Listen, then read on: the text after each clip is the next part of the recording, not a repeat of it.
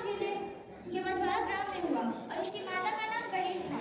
माता गणेश देवी जब की सेवा करते हुए चारा लाने के लिए गई तो वहाँ प्रसव पीड़ा से अजीब होकर गिर पड़ी और वहीं पर महात्मा हंसराज जी का जन्म हुआ।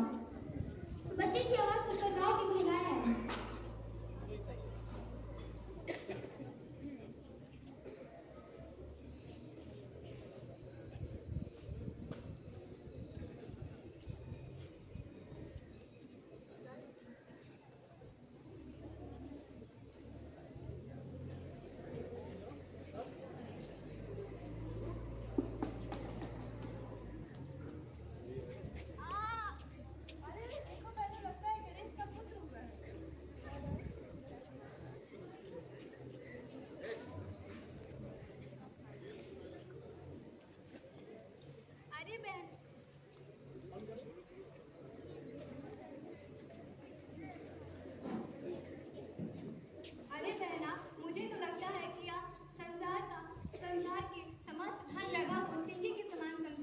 या आगे चलकर इस समस्त संसार का कल्याण करेगा।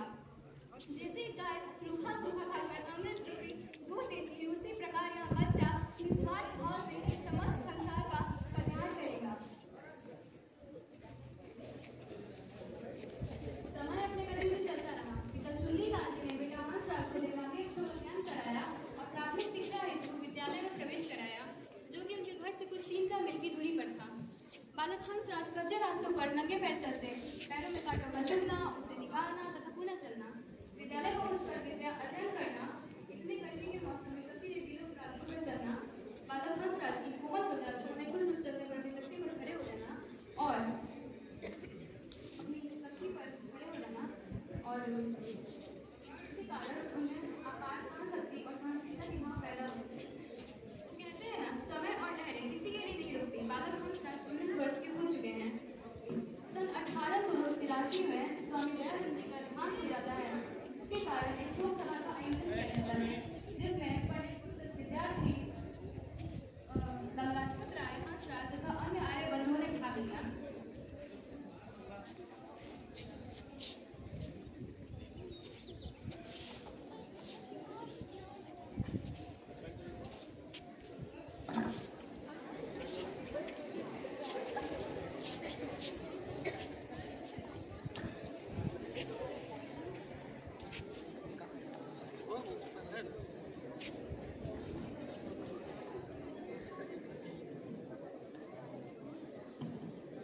जैसा कि आज हम सब स्वामी जी की शोक सभा में उपस्थित हैं, हम स्वामी जी के लिए ऐसा क्या कर सकते हैं जिससे उनकी आस्था को स्थायी बना सके? हाँ, मेरे हिसाब से तो महात्मा जी के याद में एक धर्मशाला का निर्माण करना चाहिए। नहीं, मेरे विचार से तो हमें एक मंदिर का निर्माण करना चाहिए। नहीं, मेरे विचार से तो स्वामी जी की मूर्ति की स्थापना करनी चाहिए। बंधुओं, मैं आप सभी की बात से सहमत हूँ, परंतु स्वामी जी का जीवन बालपन से ही संघर्षों से ओत-प्रोत रहा है। उनका जीवन हमेशा समाज के कल्याण के लिए तथा अविद्या को दूर करने में रहा है। मेरे विचार से हमें एक विद्यालय का निर्माण कराना चाहिए।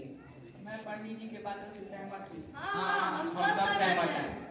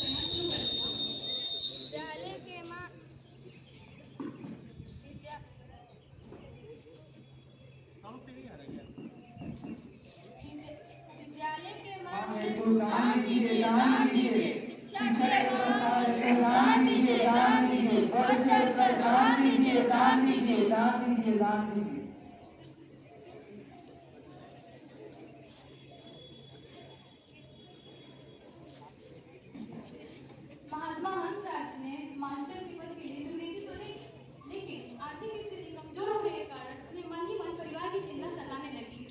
एक दिन जब वो अपने घर पर बैठे हुए थे, तभी उनके बड़े भाई मुल्कराज वहां आते हैं। तो आइए देखते हैं मुल्कराज ने हंसराज जी से क्या कहा।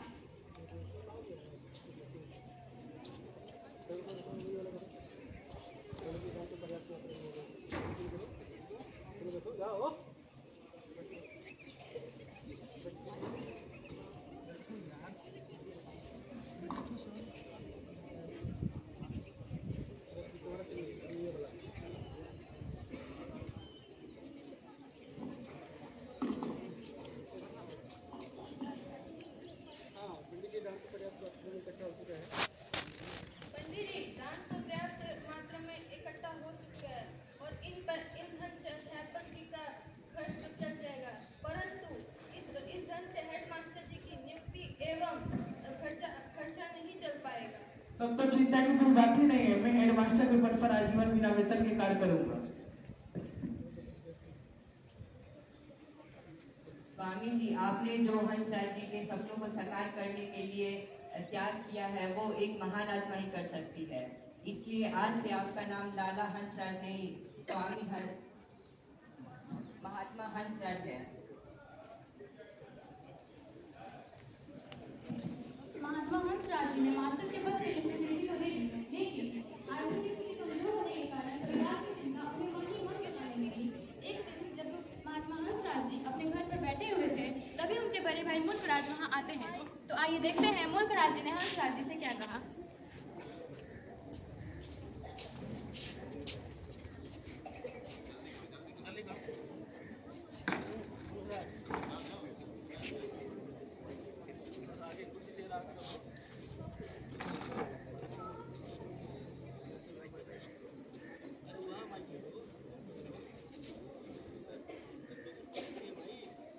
क्या हुआ मुल्कराज, चिंतित लग रहे हो? हाँ भाई साहब, सही कह रहे हैं। मैं तुम्हारी कुछ सहायता कर सकता हूँ? भाई साहब, मैं इसलिए चिंता में हूँ क्योंकि दयानंद की स्मृति में बनाए जाने वाले विद्यालय में धन के अभाव के कारण विद्यालय में मैं हेडमास्टर के पद पर आजीवन बिना वेतन के कार्य करूंगा, परंतु बिना वेतन के मेरे परिवार का पालन पोषण कैसे होगा? मुल्कराज, तुमने जिस मार्ग पर चलने का फैसला किया है वह कोई ऐसा वैसा मार्ग नहीं है, वह कल्याण का मार्ग है। स्वामी दयानंद जी के अधूरे सपनों को पूरा करने का मार्ग है। तुम चिंता न करो हंसराज, मैं तुम्हारे और तुम्हारे परिवार के पालन पोषण के लिए अपनी पूंजी का 8% और जीवन भर देने की संकल्प लेता हूँ। धन्यवाद भाई साहब, मैं आपका आभारी रहूंगा। सन 1886 में विद्यालय की स्थापना पूरी हुई, जिसका नाम दयानंद एंग्लो वैदिक अर्थात डीएवी रखा गया और महात्मा हंसराज जी ने आजीवन हेडमास्टर के पद पे बैठे रहे। एक दिन जब महात्मा हंसराज जी विद्यालय से घर आते हैं और अपने तख्ती पर बैठते हैं, तभी उनके पड़ोसी वहां आते हैं। तो आइए देखते हैं उन पड़ोसी ने महात्मा हंसराज जी के सम्मान में क्या समझा।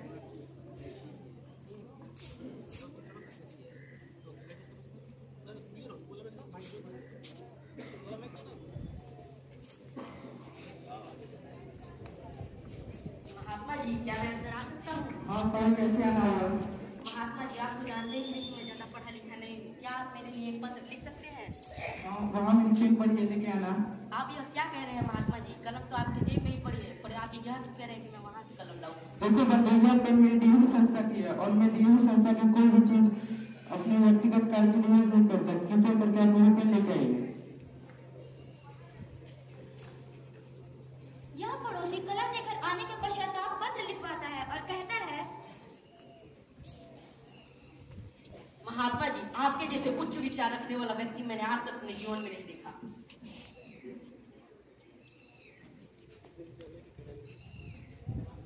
एक दिन विद्यालय के कार्यालय में महात्मा हंसराज जी अपने स्थान पर बैठे हुए थे, तभी एक बच्चे के अभिभावक आते हैं। तो आइए देखते हैं कि उन्होंने महात्मा हंसराज जी के सम्मान में क्या शब्द कहे। नमस्कार महात्मा जी, मेरे पुत्र ने आपसे बहुत कुछ सीखा है, इसलिए मैं आपका आभारी रहूंगा। मैंने आपके लिए एक दुकान से कंबल लेकर आया है। इसकी क्या आवश्यकता थी? इसकी क्या आवश्यकता थी? विद्यार्थियों को वैदिक और आध्यात्मिक शिक्षा देना गुरु का कर्तव्य है, जो मैंने किया। परंतु महात्मा जी, यह कंबल मैंने बड़ी श्रद्धा से लाया है। लाओ, इतना कहो तो लेता हूँ। मोहन, यह कंबल विद्यालय के उपहार वस्तु में रख दो, क्योंकि यह कंबल मुझे हेडमास्टर के पद के कारण मिला है।